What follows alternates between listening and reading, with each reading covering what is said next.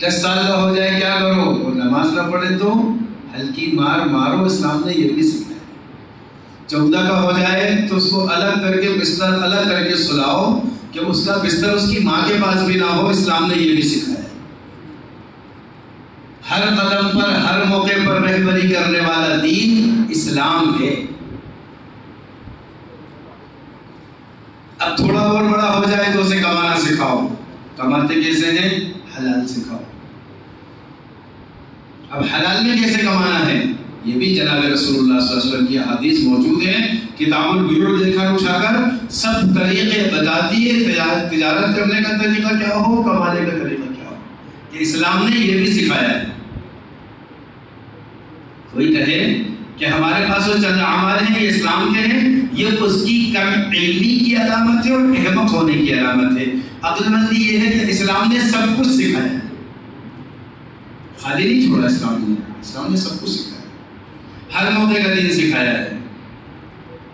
جناب رسول اللہ صلی اللہ علیہ وسلم کی زندگی اسوہ ہے۔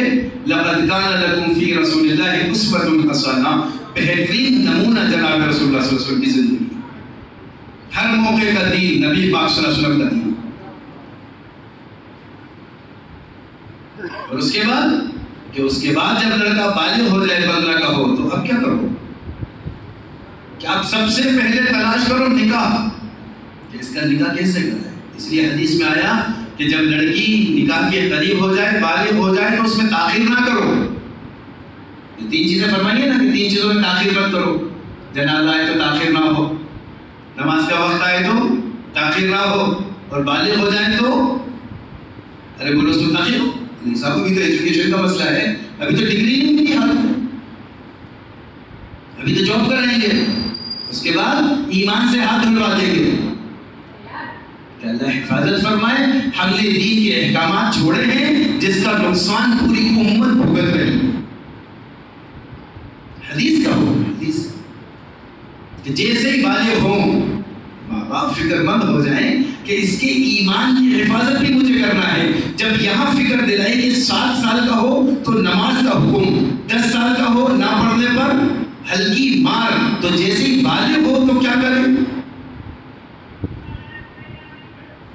اس کا دین نہیں ہے کہ ہمارے پاس ہے، جیسے ہی بالغ ہو نکاح کی تیاری کرو تاکہ اس کا ایمان محفوظ ہو سکے، وہ غلط کام نہ کر سکے، وہ غلط راستوں پر نہ جا سکے۔ کہ ایمان بنانا بھی محنت کی بنیادی شرط ہے، تو ایمان کا بچانا یہ بنیادی شرط نہیں۔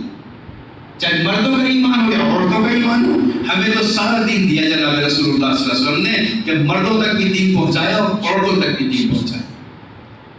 یہ سمجھنے کی چیز ہے۔ آج معاشرے میں ہماری غفلت کی وجہ سے یہ بگاڑ ہے کہ 35 سال ہو گئے، نکاح کی طرف توجہ نہیں۔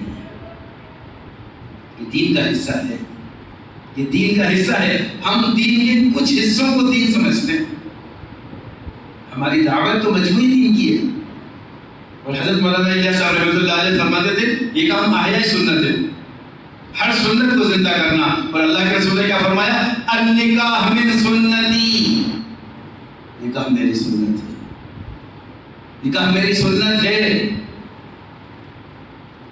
ہم سمجھتے ہیں نکاح ایک ضرورت ہے، جب دیکھیں گے اپنے پیروں پہ کھڑا ہو گیا، انا للہ و انا الیہ راجعون، کون سا دن آئے گا جب پیروں پہ کھڑا ہو بیچارہ؟ نکاح میری سنت ہے، اور جو اس سے اعراض کرے وہ میری امت میں سے نہیں۔ ومن رغب عن سنتی فلیس منی، وہ میری امت میں سے نہیں، میرے سنت طریقے پر نہیں، میری شریعت پر نہیں۔ ان حالات کو دیکھ کر مسلمانوں کا جذبہ یہ ہونا چاہیے کہ جیسے ہی ہمارا بچہ بالغ ہوگا ہم انشاءاللہ ایک تو اس کی تعلیم، تربیت، ایمان، اسلامی طریقے پہ حفاظت کریں گے، اور جیسے ہی بالغ ہو فوراً نکاح، اس میں داخل نہیں کریں، اس میں داخل نہ ہو۔ لوگ ملامت کریں کرو، کیونکہ دین کے معاملے میں ملامت کی پرواہ نہیں ہے۔ لوگ کہیں گے جلدی کرا دیا کیا، بوجھ تھا؟ ہاں جی بوجھ ہے، ہم پر دین ایک ذمہ داری ہے، بوجھ ہے۔ جس طرح میں اپنے ایمان کی حفاظت کے لیے فکر مند ہوں، میری اولادوں کی ایمان کی حفاظت کی ذمہ داری بھی میری ہے۔ میری بچی کہاں جا رہی ہے، میرا بچہ کہاں جا رہا ہے، کیا عمل کر رہا ہے، اس کا فکر کون کرے گا؟ ہم سوچتے ہیں کہ اس لائن کی کوئی ذمہ داری ہمارے اوپر نہیں ہے. صحابہ سب سے زیادہ فکر مند تھے اس معاملے میں، اسی لیے فوراً بالغ ہوتے ہی نکاح پڑھاؤ. یہ دین کا حصہ ہے، اور دین مکمل کرنے کا سب سے بڑا حصہ ہے کہ اس کا دین کامل ہو گیا جس نے نکاح کر لیا. کیوں؟ کیونکہ اس کی ایک تو عبادت بڑھے گی، اس کا اجر بڑھے گا، اور دوسرا اس کا ایمان محفوظ رہے گا، یہ گناہوں کی طرف نہیں جائے گا. اسی لیے جناب رسول اللہ صلی اللہ علیہ وسلم نے نکاح کے لائن کی تمام سنتیں بیان فرما دی، تمام. اور صحابہ اس پر فکر مند ہو گئے اور کہا نکاح بالکل آسان کرو کہ برکت والا نکاح وہ ہے اور برکت والا ولیمہ وہ ہے جس میں ایک بکری کاٹی جائے. دیجیے، یعنی کتنا آسان ہے. یہ اللہ کے رسول کی سنت ہے. اور آپ نے تو سفر میں بھی نکاح فرما لیا، یہ دکھا دیا امت کو کہ لوگ سمجھتے ہیں نکاح اتنی مشکل چیز ہے، جبکہ سفر میں بھی کر لیا جائے یہ ایسی چیز ہے، اتنا آسان. آپ نے سفر میں نکاح فرما کے دکھایا کہ یہ اتنا آسان عمل ہے. جس طرح نماز سفر میں پڑھنا آسان ہے، اسی طرح نکاح کرنا بھی آسان ہے. نکاح کو ہم نے ایک رواج بنایا جس کی وجہ سے مشکل لگنے لگا کہ بھائی 10-5 لاکھ روپے جمع ہو جائیں تو پھر ہم سوچیں گے کہ بھائی اب یہ ماشاءاللہ نکاح کے قابل ہو گئے. ہم نے نکاح کی شرط وہ لگائی جو باطل کی ہے، جبکہ ہمارے نکاح کی شرط وہ ہے جو شریعت کی ہے، بالغ ہونا. ہم نے نکاح کی شرط کون سی لگائی؟ باطل کی، مالدار ہونا. جبکہ ہمارے نکاح کی شرط ہی نہیں ہے. جناب رسول اللہ صلی اللہ علیہ وسلم نے فرمایا، حدیث موجود ہے کہ لوگ 4 وجہ سے نکاح کرتے ہیں، یا تو حسن جمال، یا خاندان، یا مالداری، یا دینداری. تم دینداری کو چنو، فاصبر بذات الدین تربت لگا، کہ تم دینداری کی بنیاد پر نکاح کرو. تمہارے دونوں ہاتھ تر ہیں، یعنی دونوں ہاتھوں میں لڈو ہیں، کیونکہ جو دیندار ہوگی اللہ اس کو نور بھی دے گے، حسن والی ہوگی. جو دیندار ہوگی تمہارا نسب اچھا چلے گا، خاندان بنے گا. جو دیندار ہوگی اللہ اس کی برکت سے تمہیں مالدار بھی بنا دے. خالی مالدار سے کرو گے دین نہیں ہوگا، نسلیں برباد ہوگی. خوبصورت سے کرو گے فتنے میں پڑنے کا خطرہ ہے، کہاں تک حفاظت کرو گے. اور دیندار سے کرو گے سارا مجموعہ حاضر ہو گیا. اس لیے نکاح میں دینداری چنو. کیا چنو؟ دینداری کے فاصبر بذات الدین تربت لگا. صحابہ اکرام نکاح میں خواہش نہیں دیکھتے تھے، حکم دیکھتے تھے. کیا دیکھتے تھے؟ حکم. یہ حکم ہے، یہ حکم ہے. اور سب سے بہترین رشتہ دنیا میں اگر کوئی ہے تو وہ نکاح کا رشتہ ہے. دنیا میں آنے والا سب سے پہلا رشتہ کون سا ہے؟ میاں بیوی. سب سے پہلا رشتہ اللہ تعالیٰ نے حضرت آدم کو بنایا، جنت میں رکھا، ان کے جوڑے کے لیے ان کی بیوی ماں حوا کو بنایا. تو سب سے پہلا جوڑا کون سا تیار ہوا؟ میاں بیوی کا. اس کے بعد ماں باپ کا رشتہ آیا، لیکن پہلا رشتہ کائے کا آیا؟ زوجین، میاں بیوی کا. اور سب سے حسین رشتہ ہے، اور سب سے پاکیزہ رشتہ ہے، اور سب سے بہترین جائز رشتہ ہے، اور سب سے زیادہ ثواب کمانے والا رشتہ ہے کہ ایک لقمہ بھی بیوی کو کھلاؤ تو صدقے کا ثواب. کتنوں نے کھلایا؟ قرآن تو بتائیں گے ہی نہیں. قرآن سوچتے ہیں بیوی کو لقمہ کھلانا دین تھوڑی ہے، جبکہ یہ دین کا حصہ ہے اور صدقے کا عین ثواب ہے کہ منہ میں ایک لقمہ تو صدقے کا ثواب. اب اس کے آگے میں بولنا نہیں چاہتا کیونکہ بڑے بھی بیٹھے ہیں. کتنا ثواب ہے، کتنا ثواب ہے. اور نکاح میں اللہ تعالیٰ نے وہ برکت رکھی ہے، وہ برکت. مرد کم کماتا ہے، بہت کم، برکت نہیں ہوتی. وہ نکاح کر لے، وہ تھوڑا کما کے لا کر اللہ برکت ڈال دے، کیونکہ اب اس کے ذمہ ایک عورت کی کفالت ہے اور اس کی روزی اللہ اس کے ذریعے سے پہنچائیں گے. تو اس کے مال میں برکت ڈال دیں گے. لیکن شرط یہ ہے نکاح نبی پاک صلی اللہ علیہ وسلم کے طریقے پر ہو.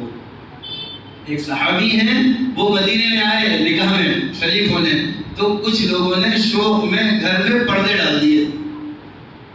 باہر آئے اور آ